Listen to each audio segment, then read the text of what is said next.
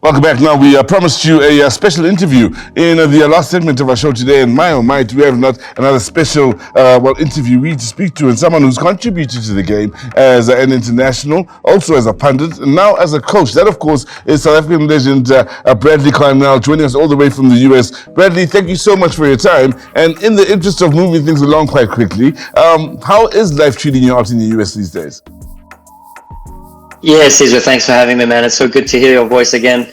Obviously working with you back in the day at Super Sport in 2010. So the click, click, bang, I always remind myself of the click, click, bang, so it's great to hear your voice, and you're a legend in the making, or already a legend. So, but man, thanks for having me. It's been great. And listen, life in America is good. There's been a couple of changes to my day-to-day recently, but we'll manage those and let time and reflection take its course. And I'm looking forward to some challenges that happen in the near future. But so far, life is good. My family are, two girls.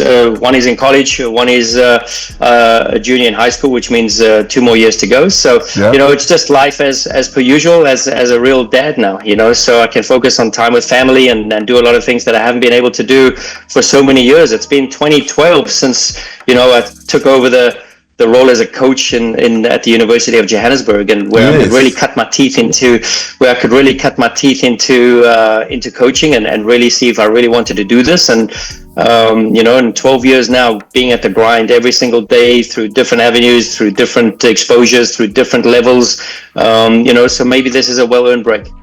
Now, Brad, looking back at your career, as a player, it goes back a long time. I mean, you turned professional as a teenager and made some heavy moves as a teenager. Before long, you were already playing in Europe, and here you are now, like you say, since 2012. I remember those varsity football days when you were down to UJ.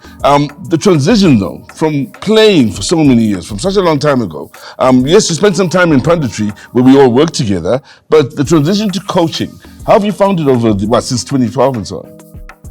Yeah, I never actually wanted to get into coaching, Caesar. I just had a career, and towards the end of my career, I was like, you get treated in a certain way and you get handled in a certain way, and then you wanted nothing to do with it. So for me, I was like happy to retire, and then I spent a year just to think about my next moves and to think about what the game has given me and how can I give that back to somebody else. So rather than being greedy and to say I've had enough now, I'm done, I was really excited and curious to see if I could affect change and affect people's lives in the way that my life had been affected, by people who cared about me and people who nurtured me. So, this was one of the main steps and motivations for me to become a coach. And, my best experiences, or I've had many great experiences now over the 12 years of coaching.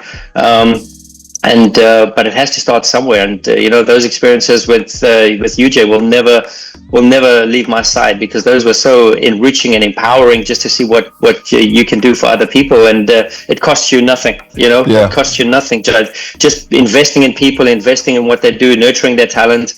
It's cost me nothing. So I feel like I don't work a day in my life here. I just love to do what I do and helping people out. So it's a big challenge for sure. There's pressures, and for sure.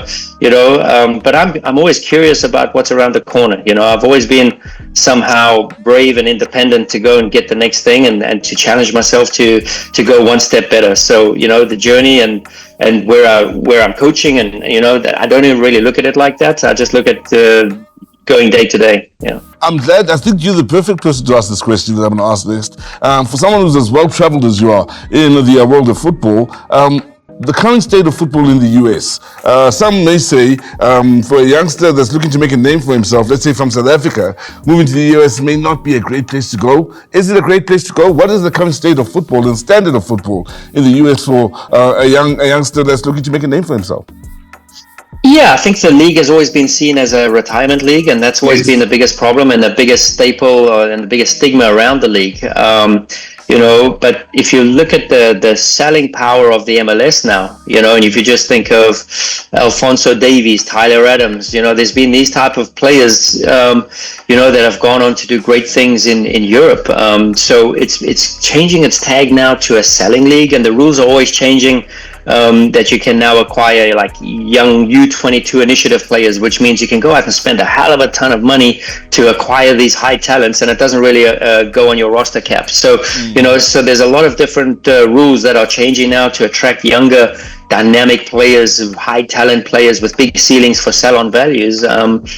So, these mechanisms that are in place now, would almost entice. And I look at now Bongi Chongwane, from Minnesota United. Wow, this kid's on a rampage. He's doing so well, and he's just galvanized with the team. And you can see he's a really great character. And whenever you chat to him, or whenever you speak to teammates, or you just watch his daily dealings and the way he plays and expresses himself, it brings a joy to us.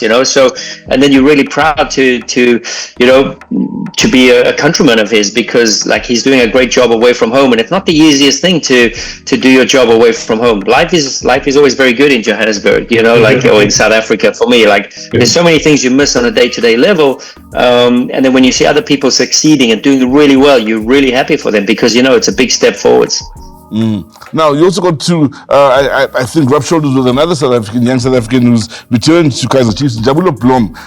Left here, a youngster that, looked quite thin and has come back, and he's muscled up and he's looking the business physically. He's looking as though he's really gained quite a lot physically in his time out in the States. Talk to us about that. Yeah, listen, the American League is a very physical league. If you have some players who are European stars, and they come here and they experience what this league is about. If you just think of the American athlete, and that's what it is, and now you translate that to the game, I think within our game model and our game idea, the athlete, the physical presence, the way we apply our soccer. Or our game principles, you need to have that presence about you, and Jubs was instrumental for us in that first year, man. He did such a great job. He has a sixth sense of when the ball's going to bounce away from the opponent, and he has like cat-like tendencies to jump and be on the press and on the counter press. So, he did really well, and we're so happy with his development. Brad, have to keep time in mind, and have to ask you this before I let you go. Any future plans that you are aware of for the time being, or are you just coasting for now, just taking it easy for now?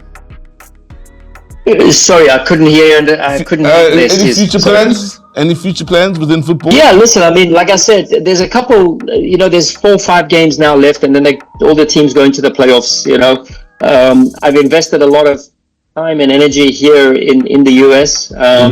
I'm really excited about what's happening next, and hopefully those discussions start sort of maturing over the next couple of weeks, and then I'll know more. Long term, you never know where this road takes you as a coach. But thank you so much for your time in football and here on Game On. Thanks, Israel. Not stopping anytime soon, man. Always a pleasure, Ben. Thank you.